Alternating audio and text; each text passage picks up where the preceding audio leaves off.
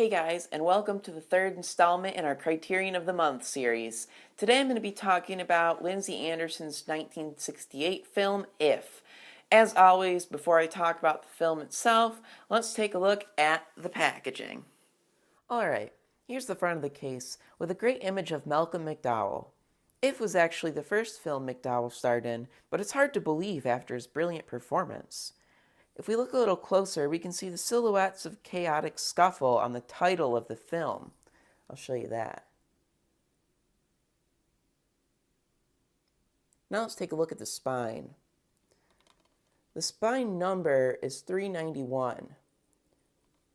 And the colors they used on the title make it easy to distinguish on my shelf, so I'm really happy about that. On the back we have the title, the same as on the front, with a brief description of the film and a list of the special features.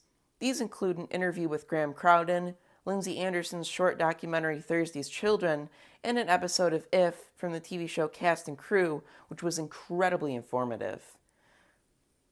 Now on the inside, the artwork on the disc matches the art on the outer sleeve, on the outer cover, which is really nice. And if we remove the disc, we'll see a scene that really fits the film's vibes as a whole. Now let's look at the insert that came with the film. Unlike the previous two films we've covered, this film came with a booklet, and a fantastic one at that. It not only has an essay called If, School Days by David Sherwin, but also includes From Crusaders to If by the screenwriter David Sherwin, and a fake interview by Lindsay Anderson that he did on himself to promote the film. There are some nice images in here, so I'll briefly flip through and show you those.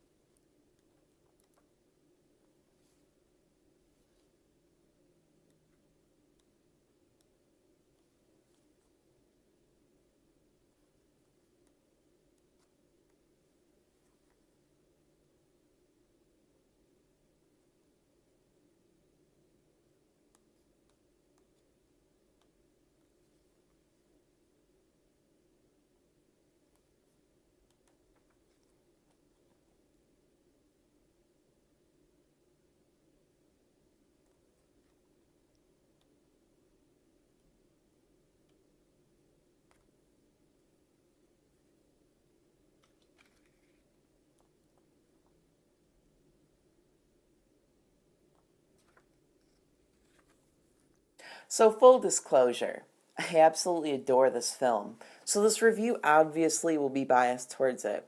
But I should also say that I'm not the only one. Stanley Kubrick, as many of you might already know, chose to cast Malcolm McDowell in A Clockwork Orange based on his performance in this film. In an interview on Cast and Crew, McDowell says that when Kubrick approached him for his film, he said he'd gone to see If 5 times. It comes to some surprise, then, that it was difficult for this film to reach the light of day. The screenwriter himself spent years trying to find someone interested in making his film, originally called Crusaders, and when Anderson was on board, they had trouble getting funding, and after the film was made, they had trouble releasing it, and Paramount didn't want to be associated with it. But despite that, since its release, it's become a 60s classic. Anderson was in no ways an ordinary director, which is in fact embedded in the very core of this film. For instance, Anderson made a point of avoiding the use of hip 1960s terminology or music. It would have fit in well given the subject matter, but devoid of it, the film seems more timeless. Another interesting thing to mention is the surrealistic sequences in the film. This film was not meant to be surreal initially, and the surrealism serves as a means to convey realistic feelings portrayed by the film. In fact, the entire setting of the film, at a school, is not meant to be taken at face value. This film is more of an allegory, focused on the conflicts between authoritarian leaders and those subjected to them, who turn to anarchistic utopian fantasy. Visually, this film is striking as well, and perhaps the most obvious, anomalous visual aspect is the mixture of color and black and white scenes. Initially, one scene was shot in black and white, mainly due to monetary restraints. When this came out surprisingly well, Anderson chose to use black and white scenes to change the mood of the scene.